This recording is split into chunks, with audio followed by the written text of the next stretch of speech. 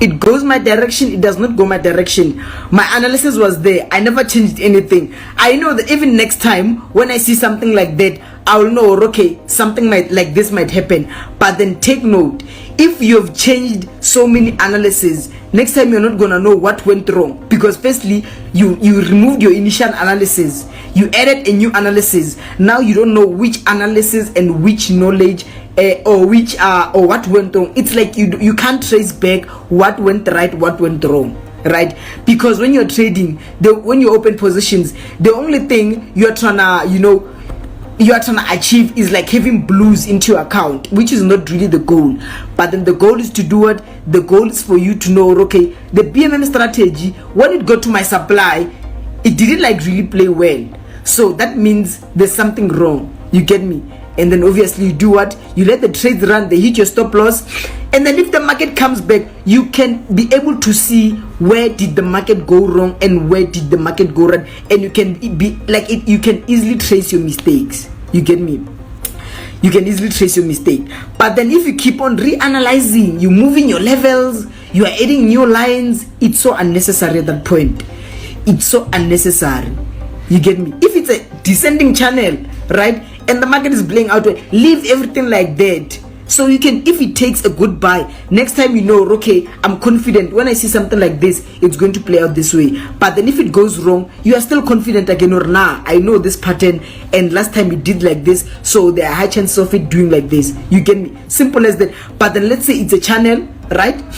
You holding a buy, and then eventually the buy starts shaking. You are changing your analysis. You are now seeing a pennant, and then jiggy, you don't see a pennant. You see levels. You're like, you see, you won't know next time or what was right, what was wrong. But then if you stick to the same analysis from the get-go, your channel, you will be able to understand, okay, that channel, I missed this and this and this and this. You get me? Which is really simple, guys. Can I command and resist?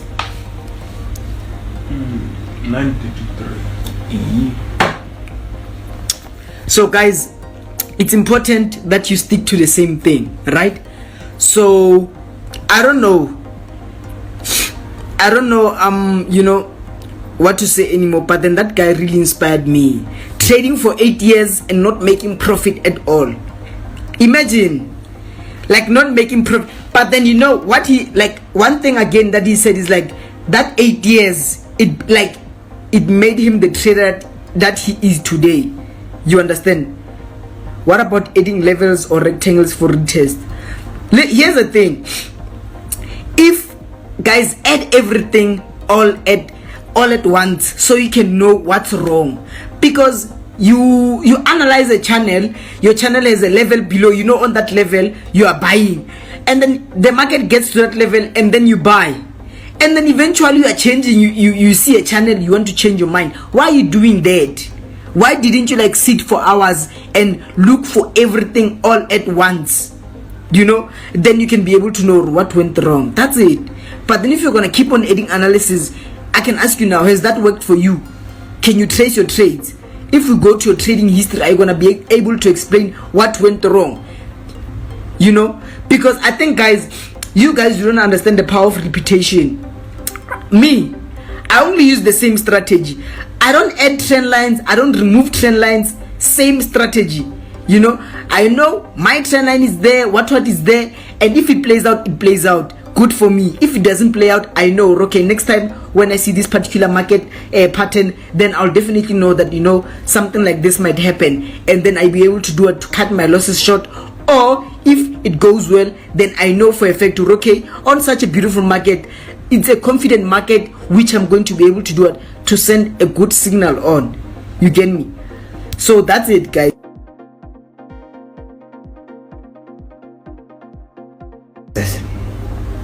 So yeah, if you saw some setup and you place your trades, but unfortunately it didn't go your way, what should you do?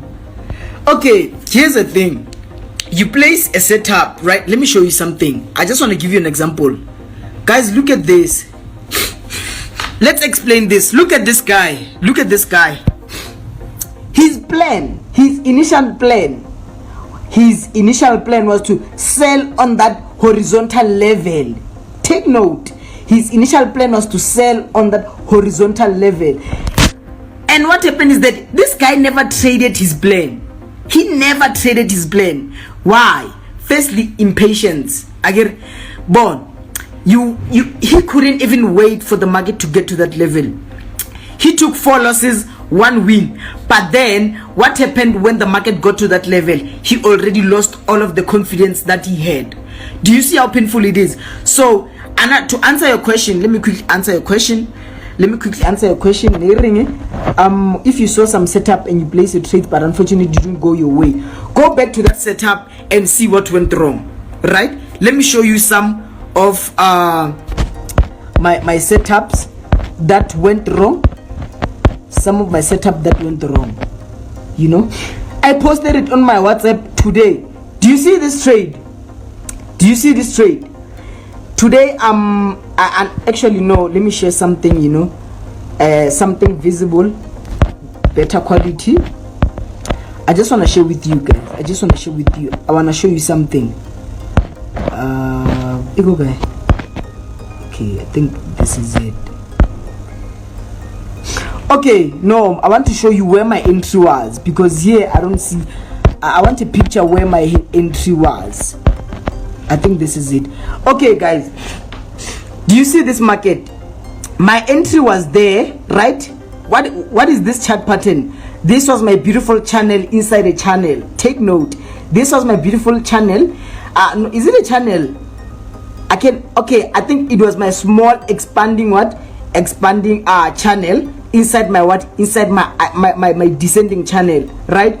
So I hoped for the market to spike there, wabo, but then unfortunately the market did not spike. So I learned something from that. I was able to go back and see, okay, let me share another picture.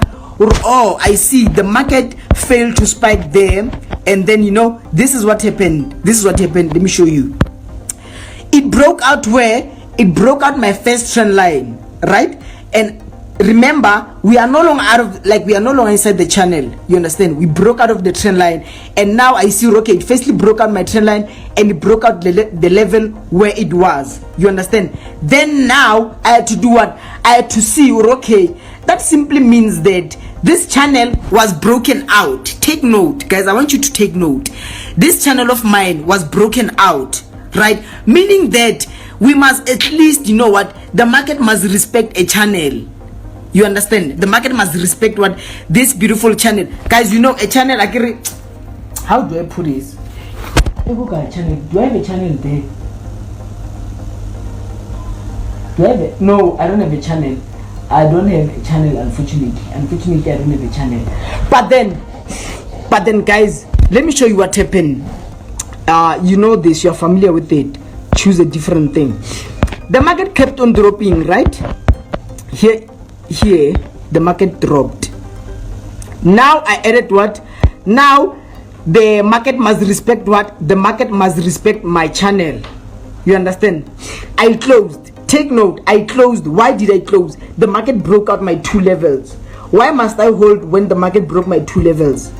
I know for a fact, even if it spikes, I closed. I know, okay, we know the rules, guys. If the market breaks a level, why are you still holding? I closed. It broke my trend line, it broke my level, I closed.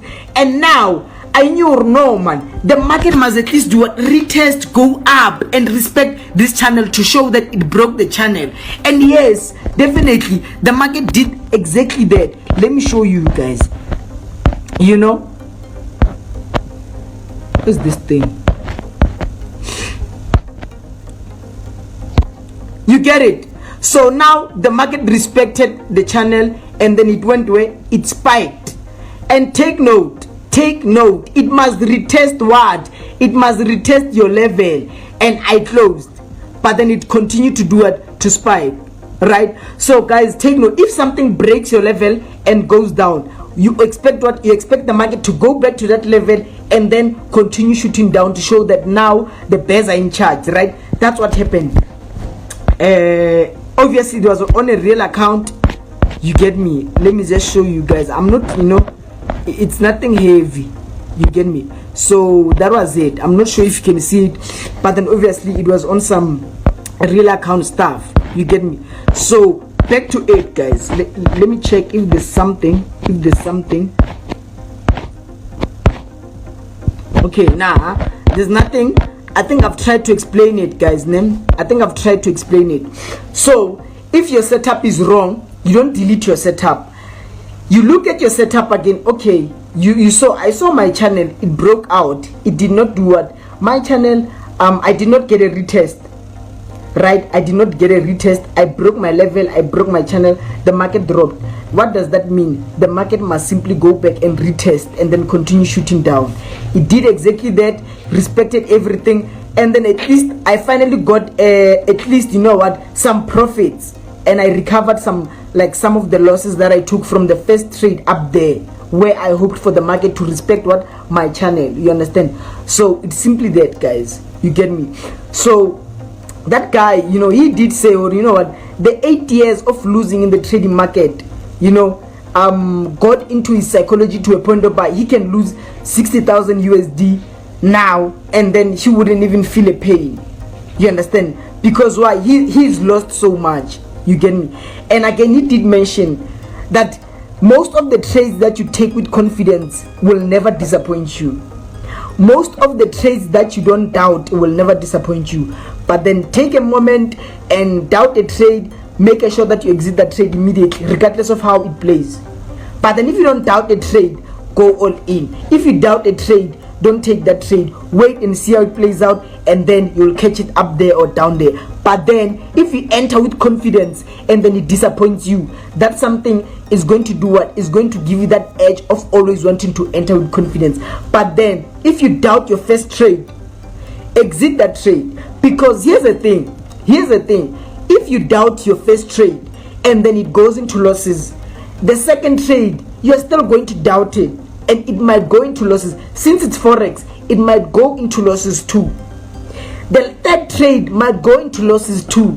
Because why? You've already lost two, right? Meaning that now your confidence is doing what? Your confidence is going down. But then if you enter the first trade and then it goes into big profits and you're confident about it, you close your trades, you enter the second trade, it goes into deep profits, the third trade will never ever kill your confidence. It won't, it can't kill your confidence. You get me? But then if you're going to be sad in the market, then trust me, a lot of people are losing millions, guys, every day. This guy has been losing for 8 years. So I don't see why we should rush. For 8 years losing. I'm talking about a full-time trader. Fortunate enough, his parents were funding him, right? You know, like those kids who always get allowances every month. You don't even need to go to work, you know. But then he wasn't even enjoying that money. Why? For 8 years. Because he's been donating all the money to the market, you know, by doing what? You know, forex, but then yet you're still trading the wrong things. Right now you bumped into my page, I'm trading boom and crash. You already want to open your account and trade boom and crash. Why are you abandoning the trades that you know exactly? You know, what is it like? There's that one trade, that one instrument that you know, okay, regardless of what happens, Euro USD, I'm never gonna lose. Even if I lose, I know that my losses are lesser than my wins. You get me? So those are the things that you need to, like, you know what, just look at as soon as you start trading, right? And guys, don't trade because you have financial problems. Don't trade because you want to make money. You get me? Don't trade because you want to be rich overnight, do whatever. Trade because you love trading, dog. Just trade because you love, because this market will fuck you up. If you are here for money, you are going to lose money. Trust me. And now you're going to lose, because people who are desperate for money, like people who are really desperate for money, they never get money, you know. Guys, if you're chasing money, that simply means it's running. But then if you're making money, it's a different story, right? And making money requires you to do something with happiness, with love. Always show up, discipline yourself. Know that, like, oh, you know what, get to a point where you even tell yourself, you know what, with this one I'm going to do whatever. You know, you must make it a priority. But then if you're just gonna take forex as something, as like, you know what, I don't know, an additional income, then it's going to drown all of your incomes. Because trust me, this one, if you don't love it, you don't have a heart for it, my man, it's going to kick your ass. you know. So traders, they love forex, but then we know that their asses get kicked always, but then they don't give up, they don't stop showing up, you understand. But then you, as a person who doesn't have anything, once you lose 300 rands, 300 USD, you're already crying, posting quotes that life is not fair, you're quitting forex, wara. We don't care, guys, you know. Just go out there, do your thing, focus on trading, and just make some money. But then if you're always gonna complain, I won't even help you, you know, because forex is kicking all of us, but then it's the few of us who chooses to do it, to go back and keep trying up until we win. Simple as that, you know. But then if you're just gonna keep sit there, do nothing, it's not gonna go well. You get me? It's not gonna go well. You understand? So I don't ever trade boom and crash, but it saved my account the other day, lol. Caught a heavy buy. But what you're saying is true. You have to love this industry. That's true, because most of these guys, they just come into forex with their lifetime savings because they want to make more money. You are greedy. If you know that you are greedy, guys, just focus on tenders, focus on something, investment, focus on something that where you won't lose money. Focus on buy property, rent it out, there you won't lose money, man. Even if you lose money, you're gonna be able to get a lot of it. But then on forex, I hear, my man, you're fighting with tigers. Here it's a war every day. It's a war against yourself, not anyone, you know. You have to fight with your emotional discipline, you have to fight with your emotions, you have to fight with your psychology, you have to, like, you know what, become when you are losing. You have to, you know what, tell yourself that, you know, you are confident even when you are losing. It's just you always pumping yourself up. There's no one in the back doors who are always going to, like, clap hands for you even when you are taking a heavy loss. You get me? When you are taking a heavy loss and then you post it, here's the thing, don't ever post your losses regardless, because when you post your losses, I don't know, you're giving people like that thing for them to see that you guys are on the same level, and that's not the case. I took a loss, yes, and I don't need you to sympathize, like to I don't know, to be empathic, like to, you know, I'm with you, Iverson. Don't do that. You get me? And people love it when other traders post losses because they know for sure that they are going through that. Don't praise losses. You know, losses are really, you know, they can make you like feel like you want to give up. Those are losses. Don't praise such things. And my pastor said, the things you praise, they really become a habit into your life. So if you're always going to praise losses, oh my God, I took a big loss today, we all go through this, you are fucking praising a loss, my nigga. It's going to come back.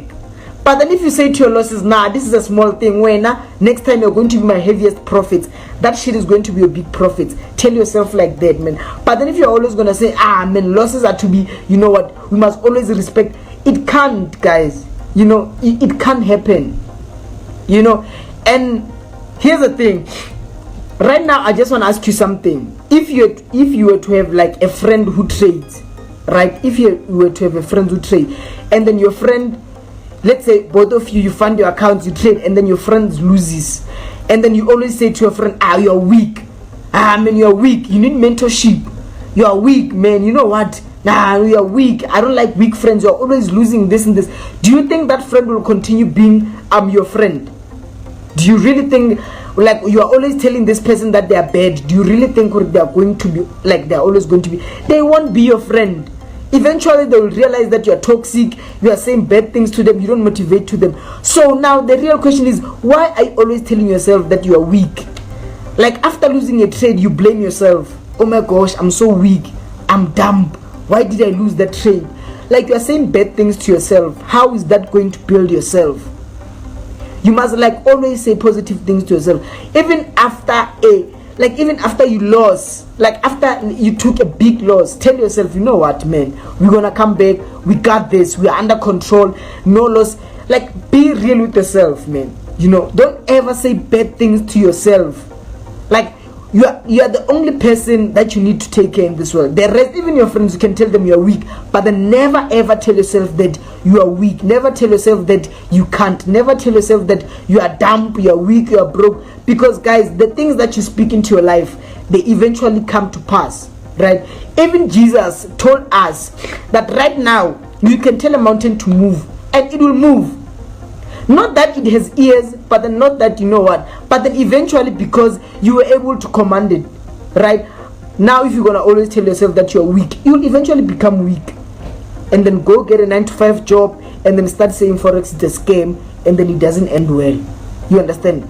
So speak things into your life, you know, regardless of how much you lose. Don't ever, you know, say bad things about you. God is there, is listening to you. You just have to know what, speak positive things to yourself, because I mean, you're confusing God. You're saying, I'm killing the market, jiggy after a huge loss. I'm a weak boy, I'm dumb, I'm stupid, how can I do that? Nah man, I'm dumb. You know what, my parents just raised the bastard. What? You are insulting yourself. You are insulting yourself. The same person who's supposed to make you successful, you are insulting that person. The same person who must be there for you, you are insulting them. So be there for yourself. Don't give, even like, guys, friends, they don't matter. What matters is you. What do you say to yourself? What do you do to yourself? Love yourself, be there for yourself, always show up, tell yourself that you're gonna make it, and work towards it, man. You understand? That's it, guys. I'm out. I'm about to have a session, you know. Yeah, guys, all the best, man. All the best.